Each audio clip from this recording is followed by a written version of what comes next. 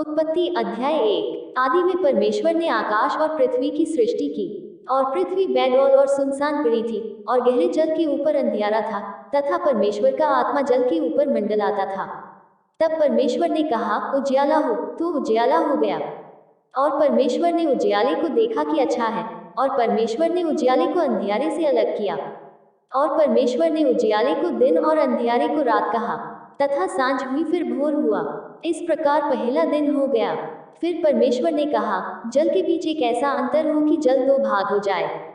तब परमेश्वर ने एक अंतर करके उसके नीचे के जल और उसके ऊपर के जल को अलग अलग किया, और वैसा ही हो गया। और परमेश्वर ने उस अंतर को आकाश कहा, तथा सांझ हुई फिर भोर हुआ। इस प्रकार दूसरा दिन हो गया। फिर परमेश्वर ने कहा, आकाश के नीचे का जल एक स्थान में इकट्ठा हो जाए और सूखी भूमि दिखाई दे, और वैसा ही हो गया। और परमेश्वर ने सूखी भूमि को पृथ्वी कहा, तथा जो जल इकट्ठा हुआ उसको उसने समुद्र कहा। और परमेश्वर ने देखा कि अच्छा है। फिर परमेश्वर ने कहा, पृथ्वी से हरी घास तथा बीज वाले छोटे छोटे पेड़ और फलदायी वृक्ष भी, जिनके बीज उन्हीं में एक एक की जाति के अनुसार होते हैं, पृथ्वी पर उगे, और वैसा ही हो गया। तो पृथ्वी से हरी घास और छोटे छोटे पेड़, जिनमें अपनी अपनी जाति के अनुसार बीज होता है, और फलदायी वृक्ष, जिनके बीज एक एक की जाति के अनुसार उन्हीं में होते हैं, उगे। और परमेश्वर ने देखा कि अच्छा है। तथा सांझ हुई फिर भोर हुआ। इस प्रकार तीसरा दिन हो गया। फिर परमेश्वर ने कहा, दिन को रात से अलग करने के लिए आकाश के अंतर में ज्योतियां हों, और वे चिन्हों और नियत समयों और दिनों और वर्षों के कारण हों।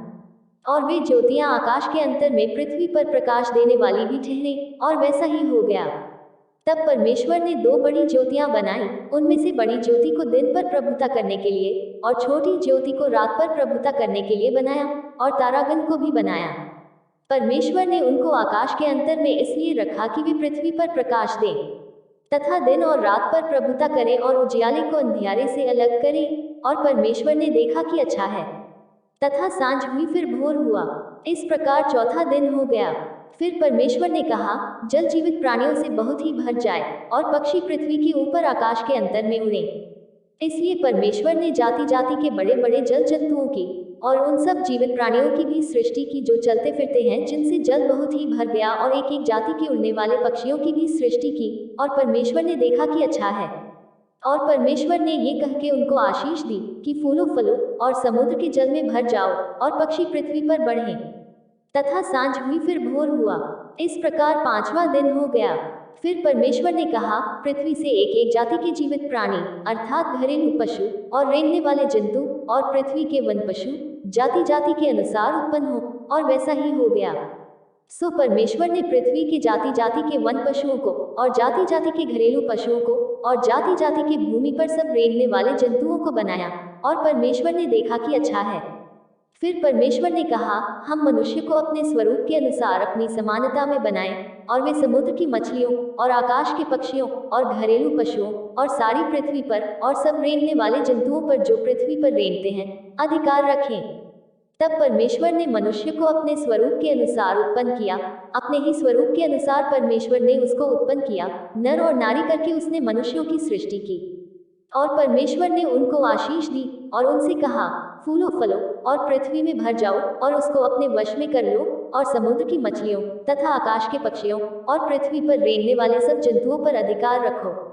फिर परमेश्वर ने उनसे कहा, सुनो, जितने बीज वाले छोटे छोटे पेड़ सारी पृथ्वी के ऊपर हैं, और जितने वृक्षों में बीज वाले फल होते हैं, वे सब मैंने तुमको दिए हैं, वे तुम्हारे भोजन के लिए हैं। और जितने पृथ्वी के पशु और आकाश के पक्षी और पृथ्वी पर रेंगने वाले जंतु हैं, जिनमें जीवन के प्राण हैं, उन सब के खाने के लिए मैंने सब हरे हरे छोटे पेड़ दिए हैं। और वैसा ही हो गया।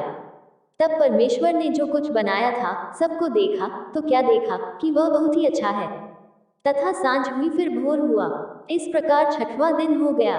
उत्पत्ति 1:1 से 31।